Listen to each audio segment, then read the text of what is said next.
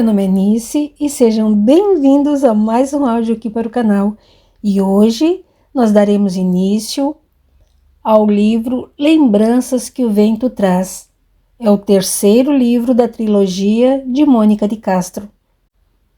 Mas antes eu já peço que você deixe seu apoio no canal, curtindo, comentando e se não for inscrito, se inscreva. Isso me ajuda muito, faz com que o YouTube indique o canal para mais pessoas e faz com que esses áudios, este conhecimento, vá mais longe, certo? E se você quiser me apoiar de alguma outra forma, você pode se tornar um membro ou clicar no botãozinho Valeu e também dar uma olhadinha no box de descrição. Lá você vai encontrar mais informações.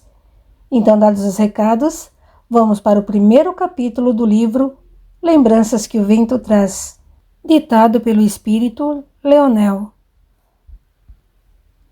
Prefácio.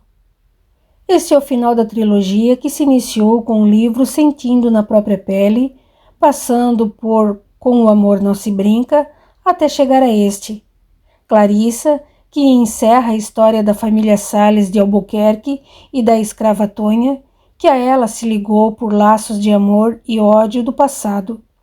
A trilogia, iniciada há 200 anos, termina em Cabo Frio, terra natal de meu avô Edmundo, que apresentou as personagens reais em espírito ao Leonel, para que ele trouxesse a sua história como exemplo para todos nós. Mas a história não é dele, nem foi ele quem a viveu. Suas personagens são pessoas que ele um dia conheceu, embora não tenha tido uma convivência mais próxima com nenhuma delas. Eram coisas de cidade pequena, no final do século XIX, onde todo mundo se conhecia, ao menos de nome ou de ouvir falar. Segundo me disse meu avô, é uma família como tantas outras, mas cujas verdades desconhecemos. Ninguém nunca soube do drama que se desenrolou naquela casa, e para os habitantes da cidade eram apenas pessoas que viviam ali, meio afastadas de tudo e de todos, pessoas quietas e sem importância, que não despertavam a atenção de ninguém. Mas a morte do corpo desperta essas verdades, e é aí que vemos que elas jamais serão sem importância. A autora. Capítulo 1. Assim que os passarinhos começaram a piar do lado de fora, Clarissa despertou contrariada. Espreguiçou-se, esfregou os olhos e olhou pela janela. Mais um dia de tédio na fazenda São Jerônimo. Mais um dia sem nada de novo para fazer. À exceção de seu irmão Luciano e de sua prima Jerusa, não havia ninguém mais com quem conversar. A irmã mais velha, Valentina, era uma autoritária, intrometida, e andava ocupada demais com o bebê. Clarissa ouviu batidas na porta e disse, sem maior interesse: "Pode entrar." A porta se abriu e a mãe entrou, cumprimentando-a com um sorriso. "Bom dia, Clarissa." "Bom dia, mamãe. Alguma novidade?" "Por que a pergunta?" "Para a senhora vir ao meu quarto logo pela manhã, com certeza algo de novo aconteceu." "Você é muito esperta." "Papai já voltou da capital?" "Ainda não." "Então, o que é?" Ela olhou para a filha com um ar divertido e anunciou: "Sua encomenda acabou de chegar." Nem era preciso ouvir o resto. Clarissa saltou da cama e jogou o xale sobre os ombros, descendo a escada às pressas e correndo para a sala. Logo que entrou, viu uma caixa grande perto da janela e pôs-se a saltitar de alegria. Completamente inebriada, começou a desatar nós e a puxar tábuas, tentando abrir a caixa o mais rápido que podia. Mas a madeira era dura e ela não conseguia. Imediatamente começou a gritar: "Luciano! Luciano, pelo amor de Deus, venha me ajudar!" Ouvindo aqueles gritos, o irmão apareceu esbaforido, seguido da outra irmã, que trazia no colo um bebezinho de meses. Mas o que é que está acontecendo aqui? Indagou ele, indignado. Veja, Luciano, exclamou Clarissa, apontando para a caixa. Papai cumpriu a promessa e me mandou o que lhe pedi. Venha, ajude-me a abrir. Flora, a mãe, permanecia parada mais atrás, enquanto o filho ajudava Clarissa a abrir aquela caixa imensa. Estava muito bem atada e amarrada, e foi preciso buscar algumas ferramentas para soltar os pregos. Poucos minutos depois, as tábuas começaram a ceder, e Clarissa as ia puxando, cheia de excitação. Um cravo novinho em folha surgiu no meio de pedaços de madeira serrada, e Clarissa bateu palmas de contentamento, alisando as teclas com os dedos longos. No mesmo instante, as cordas lá dentro ressoaram, e uma melodia suave invadiu o ambiente. Era maravilhoso. Onde será que papai arranjou dinheiro para comprar isso? Indagou Valentina com desdém. Não seja desmancha-prazeres, Valentina, censurou a mãe. Seu pai não prometeu? Então, cumpriu a promessa. Todos sabemos que a nossa situação não é lá das melhores. Ontem nem tínhamos dinheiro que chegasse para as despesas. E hoje me aparece aqui esse cravo, vindo da capital, que deve ter custado uma pequena fortuna. Veja essas teclas, são de marfim. Qual o problema? Retrucou Clarissa. Aposto que você está com inveja. Não sei por que teria inveja de você, menina tola. Porque você não sabe tocar, nunca conseguiu aprender. E quem disse que quero aprender? Parem com isso, meninas, ordenou Flora. Não há motivo para brigas. O que importa é que seu pai comprou o cravo, não foi? E com certeza não precisou roubar nem extorquir nada de ninguém. Ou será que você pensa que seu pai virou ladrão de repente, Valentina? Não penso nada disso, respondeu Valentina de má vontade. Só acho que papai mima demais essa menina. Ele faz todas as vontades de Clarissa. E qual o problema? Tornou Clarissa de forma desafiadora. A criança no colo de Valentina pôs-se a chorar e Flora considerou. Valentina, minha filha, creio que já está na hora de alimentar o bebê. A contragosto, Valentina saiu da sala e foi para o quarto dar de mamar à filha. Depois que ela saiu, Clarice e Luciano puseram-se a montar o cravo, encaixando o corpo sobre os pés. Tudo pronto. Clarissa puxou o banquinho e sentou-se para tocar. Estava afinadinho, e ela tencionava preparar um concerto para quando o pai voltasse. Retribuiria o presente com outro, tocando para alegrar seus ouvidos. Flora sentou-se no sofá e ficou a admirar a filha. Ela era linda e meiga, apesar de um pouco voluntariosa e até mesmo atrevida. E como gostava de música! Clarissa saíra ela. Quando Flora se casou com Fortunato, ele permitiu que ela levasse o cravo que fora de sua mãe, e logo que os filhos alcançaram idade suficiente para aprender, pôs-se a ensiná-los. Mas Valentina não levava jeito, não tinha ouvido e não se interessava em aprender. Luciano, por sua vez, era muito irrequieto e não tinha paciência para ficar longas horas sentado, o que lhe dificultava a concentração. Apenas Clarissa se interessara. A menina, desde cedo, demonstrava um dom musical inato e ficava horas e horas entretida com a música, sem nem se lembrar das brincadeiras. Havia ocasiões em que vinha a prima da fazenda Ouro Velho e faziam então lindas reuniões, com ela e a filha revezando-se ao cravo. Mas, por infortúnio, cerca de um ano antes, alguém deixara aberta a janela da sala, sob a qual ficava um instrumento, justo na época em que haviam ido em viagem à capital, a fim de assistir ao casamento de um parente distante. Era a época das chuvas, e um temporal se abateu sobre a região. Pela janela escancarada, a chuva penetrou aos borbotões, encharcando móveis, tapetes e também o cravo. Quando voltaram da viagem, toda a mobília estava estragada, os tapetes manchados e a madeira do cravo inchada e cheirando a mofo. Clarice e Flora chegaram a chorar de desgosto. Além do prejuízo, a perda do instrumento amado parecia-lhes irreparável. Mas Fortunato lhes prometera, assim que pudesse, mandaria vir um instrumento da capital, mais bonito e mais sonoro, último modelo na Europa. Clarissa encheu-se de esperanças e não via a hora de receber o seu presente. No entanto, a situação das fazendas tornou-se preocupante. Toda a última safra fora perdida em virtude de uma praga fatal que atacara a plantação. Por mais que tentassem, os fazendeiros não conseguiam contê-la, e em pouco tempo a devastação foi total.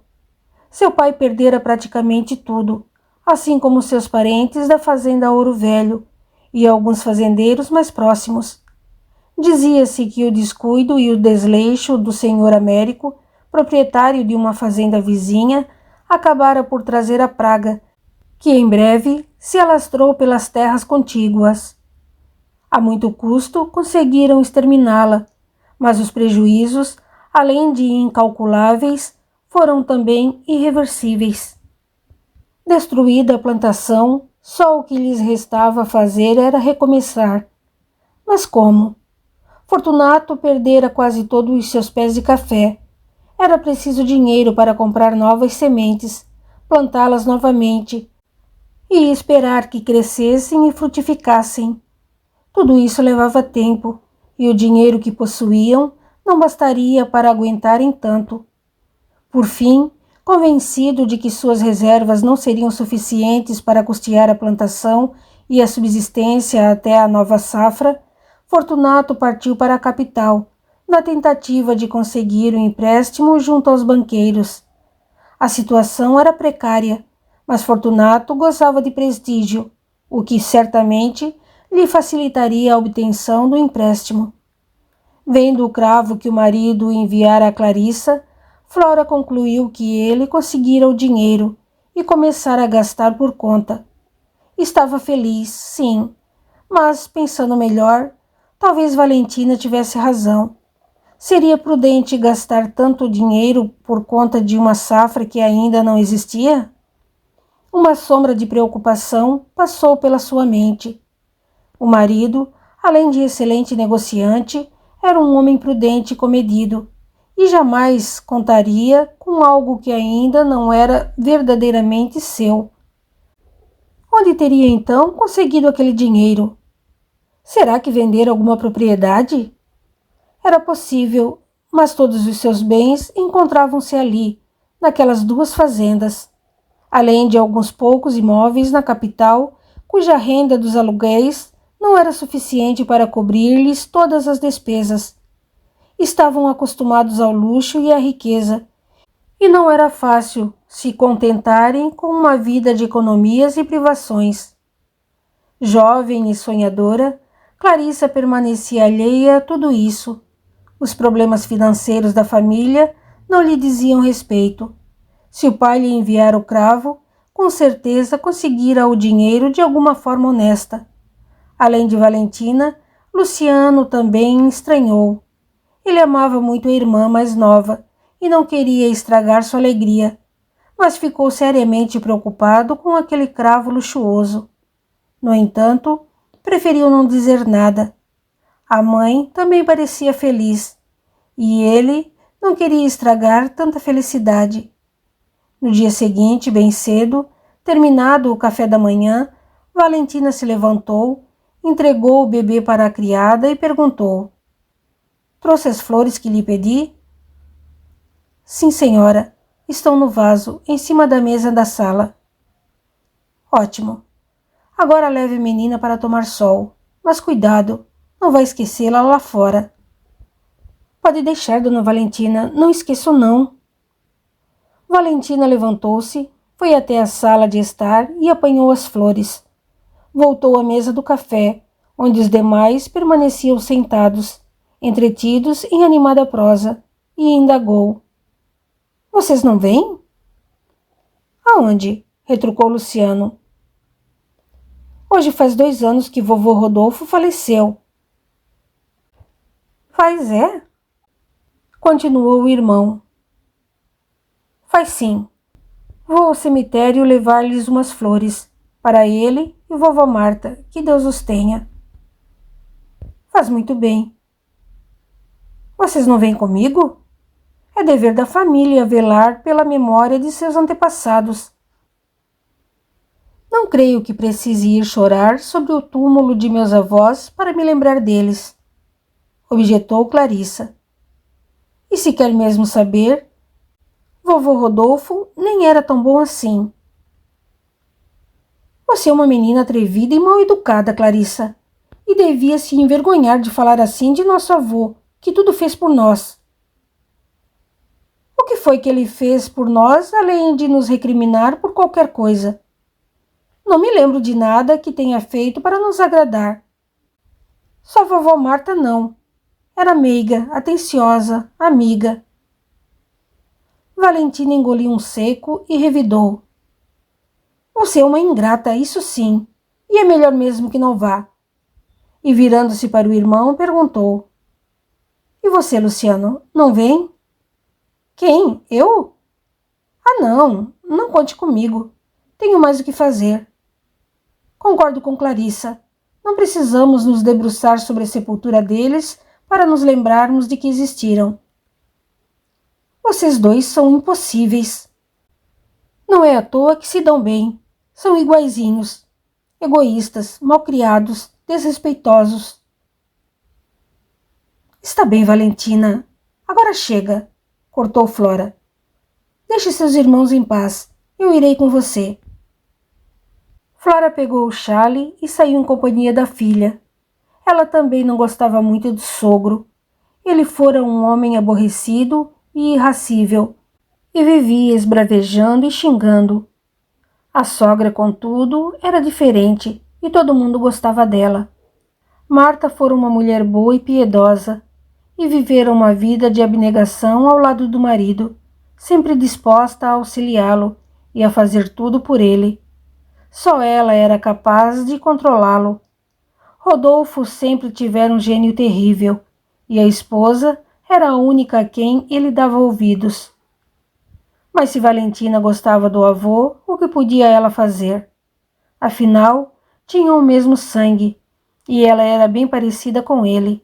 Sempre fora. O mesmo temperamento, as mesmas crenças, os mesmos ideais. Não era por outro motivo que Valentina sempre fora a preferida do avô, ao contrário de Clarice e Luciano, com quem ele vivia a implicar e repreender.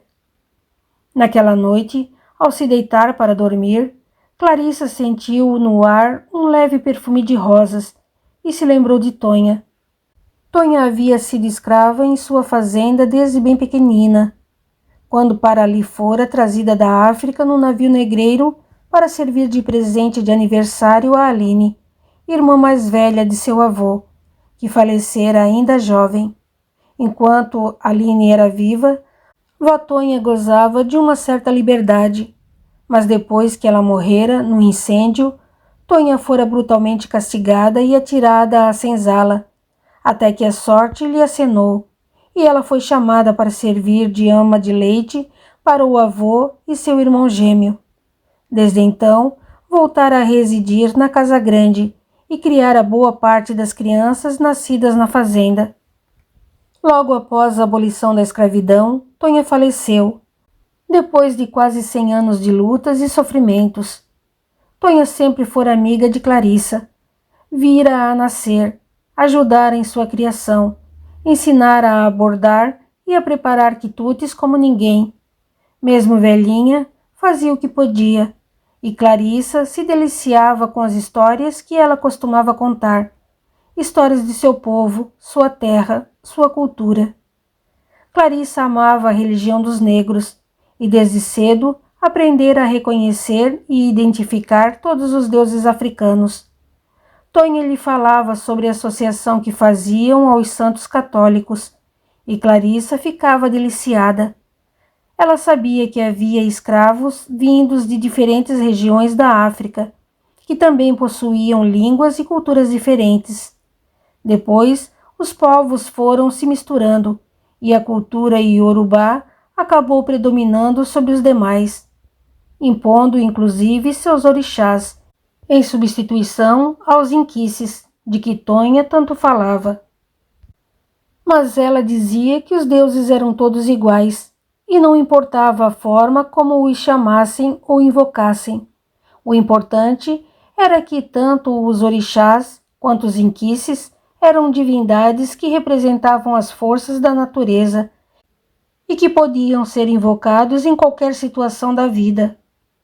A imagem da escrava não lhe saía da cabeça.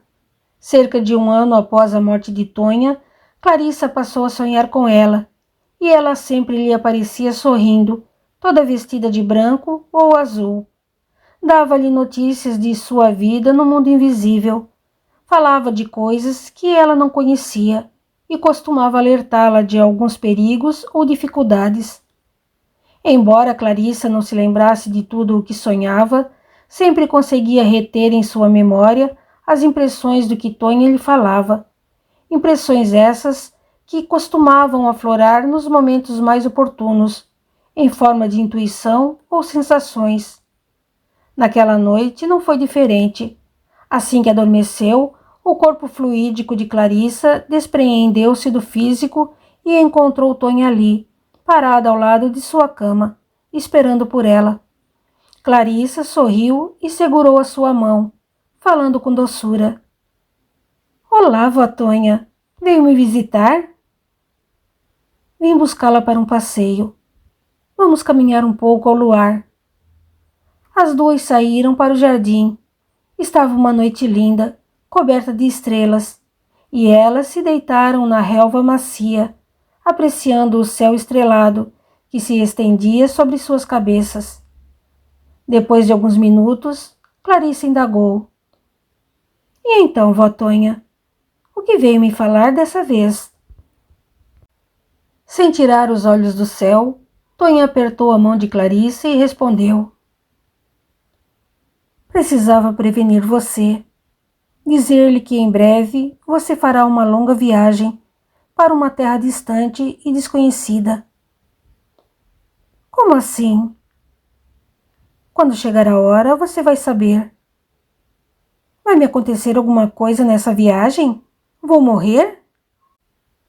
Você não vai morrer, mas vai atravessar um período muito difícil em sua vida, cheio de conflitos e angústias. Eu estarei sempre ao seu lado, e se você se mantiver firme nos seus propósitos de crescimento, conseguirá libertar o seu espírito das culpas que carrega do passado. Que culpas? Eu nunca fiz mal a ninguém. Eu já não lhe falei que temos muitas vidas e que muitas vezes, usando o nosso livre-arbítrio, adotamos atitudes que põem em desequilíbrio a harmonia da vida e do universo? E que depois, querendo melhorar, nós escolhemos determinados caminhos e situações que vão nos colocar frente a frente com a oportunidade de devolver à vida o que dela tiramos? Sim. Pois então, tudo não passa da chance que o universo está lhe dando de retribuir ao mundo a parcela de equilíbrio que você lhe tomou num outro tempo, quando vivia em outro lugar e ocupava outro corpo de carne. Não me lembro de nada disso. Quando for a hora, sua memória acionará seus registros ocultos e você vai reviver momentos de extrema importância para a compreensão de alguns episódios que se desenrolarão em sua vida atual. Será que você não poderia me adiantar alguma coisa? Se o pior acontecer, não quero estar desprevenida. Nada vai lhe acontecer, e sua alma sabe o que precisa viver. Confie em Deus e tenha fé. Pense nos orixás. Eles também poderão ajudá-la. E lembre-se de que foi a sua escolha. Depois disso, Tonha pousou na testa de Clarissa um beijo suave e levou-a de volta a seu quarto, ajudando-a a retornar ao corpo. A menina suspirou no sono, virou-se para o lado e continuou a dormir calmamente. No dia seguinte, ao despertar, tinha apenas uma vaga recordação de que sonhara com Tonha, e em seu sonho ela lhe dizia algo sobre uma viagem, escolhas e equilíbrio. O que seria? Não podia se lembrar. Quando ela chegou para o café, a prima também estava lá. Era domingo e Jerusa havia ido convidá-la para irem juntas à missa. As moças não eram primas próximas. Jerusa era filha de Laís, primogênita de Dário, que vinha a ser sobrinho de seu avô Rodolfo. Vovô Dário, como costumava chamá-lo, ainda era vivo, bem como sua esposa, vovó Sara, que apesar de não gozar de muita boa saúde, ia sobrevivendo aos anos com fé e confiança. Bom dia, Clarissa, disse Jerusa com jovialidade. Bom dia, respondeu ela. Estou atrasada? Não, é que mamãe quis vir cedo. Disse que precisa falar com o padre sobre uma missa de ação de graças pela melhora de vovó. Ela quase morreu depois da última gripe. É mesmo, mas vovó Sara é uma mulher muito forte. É sim. Quem diria que viveria tantos anos, não é mesmo? Quando Luciano desceu e viu a prima, correu para ela apressado. Luciano e Jerusa, já há algum tempo, estavam enamorados, para a felicidade de ambas as famílias. Que bom que você chegou cedo, Jerusa. Derreteu-se ele, beijando-a no rosto. Coisas de mamãe, respondeu ela, corando. Depois da missa, foram todos para a fazenda São Jerônimo, onde seria servido o almoço de domingo. Os jovens eram extremamente unidos e amigos, e costumavam passear juntos pela fazenda, indo até o riacho para molhar os pés ou pescar. Após o almoço, Clarissa sentou-se ao cravo para tocar, enchendo a casa com sua melodia alegre e bem executada. Já eram quase 3 horas e ela não se cansava. Amava a música e tocar cravo era o que mais lhe dava prazer. Estava entretida com as notas quando uma voz tonitruante se fez ouvir, vinda da direção da porta. Boa tarde! Todos se voltaram e Clarissa largou o cravo, correndo para o recém-chegado e exclamando eufórica. Papai, papai, por que não avisou que vinha? O pai ergueu-a no colo, como sempre fazia, beijou-a na face e colocou-a de volta ao chão, indo em direção à mulher e beijando-a de forma comedida e respeitosa. Com ele vinha o genro, Roberto, marido de Valentina, que sempre o acompanhava em suas viagens. Em seguida, cumprimentou os demais e começou a distribuir os presentes que havia trazido. Havia presentes para todos, e Valentina foi a primeira a perguntar. Papai, de onde veio o dinheiro para tudo isso? Fortunato já ia responder quando interrompeu seu discurso. Imediatamente todos se viraram, dando de cara com um homem maduro, alto, magro e ligeiramente calvo. O estranho encarou-os e fez um gesto cerimonioso, que os demais corresponderam, sem entender bem do que se tratava. Mais que depressa, Fortunato introduziu o visitante. Flora, gostaria de lhe apresentar o Sr. Abílio Figueira Gomes, nosso hóspede. Flora olhou surpresa. Não esperava receber visitas, muito menos para se hospedar, e ficou extremamente contrariada. No entanto, a boa educação mandava que desse boas-vindas ao recém-chegado, e ela falou gentilmente. Muito prazer, seu Abílio, e seja bem-vindo a esta casa. Obrigado, senhora, respondeu ele, beijando-lhe a mão com formalismo e olhando para Clarissa pelo canto do olho. A moça sentiu um arrepio e encolheu-se toda. Não simpatizara com aquele sujeito. e a forma como ele a encarou deixou-a desconcertada, como se ele a estivesse estudando. Fortunato continuou as apresentações e, em seguida, disse para a mulher: Flora, o Sr. Abílio veio da capital para se hospedar em nossa casa por uns tempos. Temos importantes negócios a resolver e quero que sua estada aqui seja a mais agradável possível. É claro, Fortunato.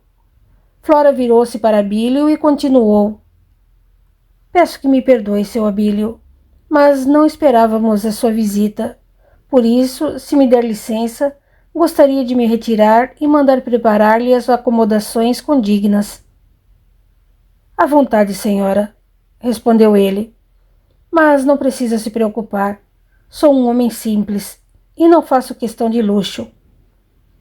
Depois que Flora saiu, Laís também pediu licença para se retirar com a filha. Já estava ficando tarde e precisavam voltar. Deixara o marido na fazenda, em companhia de seus pais, e já se demorara bastante. Agradeceram os presentes e se preparavam para sair, quando Luciano pediu: Será que Jerusa não poderia ficar? Levo-a em casa depois. Jerusa olhou para a mãe, ansiosa, mas ela discordou. Não, minha filha, não creio que a hora seja das mais apropriadas. Oh, por favor, tia Laís, deixe, insistiu Clarissa. Jerusa pode ficar e dormir comigo em meu quarto. Não, meus filhos, não creio que seja oportuno. Não queremos atrapalhar, não é mesmo? Pode deixá-la ficar, interrompeu Fortunato. Jerusa é uma boa menina e não atrapalhará em nada. E amanhã Luciano poderá levá-la em casa. Laís ainda hesitou por alguns minutos, mas vendo o ar de ansiedade e súplica de Jerusa e Clarissa, acabou concordando. Bem, se é assim, está bem. Mas tenha modos e obedeça a tia Flora. Pode deixar, mamãe. Laís se despediu e foi embora. Jerusa olhou para Luciano, que piscou um olho para ela, e para Clarissa, que lhe sorriu. Na verdade, Clarissa tinha um estranho pressentimento e não queria ficar sozinha. Era algo que não sabia definir, mas sentia como se estivesse a um passo de despencar num abismo sem fim. E a presença de Jerusa dava-lhe uma certa segurança. A moça era como sua irmã, e Clarissa sentir-se-ia mais forte e corajosa em sua presença. Durante o resto do dia e parte da noite, Fortunato permaneceu trancado em seu gabinete em companhia de Abílio, sem dar maiores explicações à família. Até então, ninguém ficara ainda sabendo de onde surgira o dinheiro para o cravo e os presentes, e tampouco desconfiava do motivo da presença de Abílio ali. Se eram negócios que aquele homem tinha a tratar com Fortunato, era melhor não os incomodar, pois eles deveriam estar discutindo o futuro de sua fazenda e de suas próprias vidas. Somente na hora do jantar foi que saíram da biblioteca. Abílio era um homem calado e sisudo, e Fortunato ostentava nos olhos uma nuvem de tristeza. O jantar transcorreu praticamente em silêncio, que só era quebrado pela conversa casual de Jerusa e Luciano. Flora também não entendia muito bem o que estava acontecendo, mas sabia que era grave, ou o marido não deixaria transparecer aquele ar de desgosto. Ao final do jantar, ele se levantou e foi novamente para a biblioteca, em companhia de Abílio. Só que dessa vez chamou Flora para que se juntasse a eles. Os jovens não entenderam e não perguntaram nada. Apenas Valentina, depois de se recolher, indagou ao marido. Papai está muito estranho. Sabe o que houve, Roberto? O marido deu de ombros e respondeu. São os negócios. E tem a ver com o destino da fazenda? De certa forma, sim. Podem resolver o destino da fazenda. Ela o encarou perplexa, ergueu as sobrancelhas e prosseguiu. Você sabe do que se trata? Sei sim, mas não posso falar. Nem para mim? Sou sua esposa, e entre nós não deve existir nenhum segredo. Seu pai me pediu para não falar nada. Ora vamos, Roberto, pode me contar. Não direi nada a ninguém. Roberto encarou a mulher em dúvida e aqueceu. Afinal, era sua esposa e merecia sua confiança. E depois, logo, todos iriam ficar sabendo que tipo de negócio o sogro estava realizando. Continua no capítulo 2. Até lá!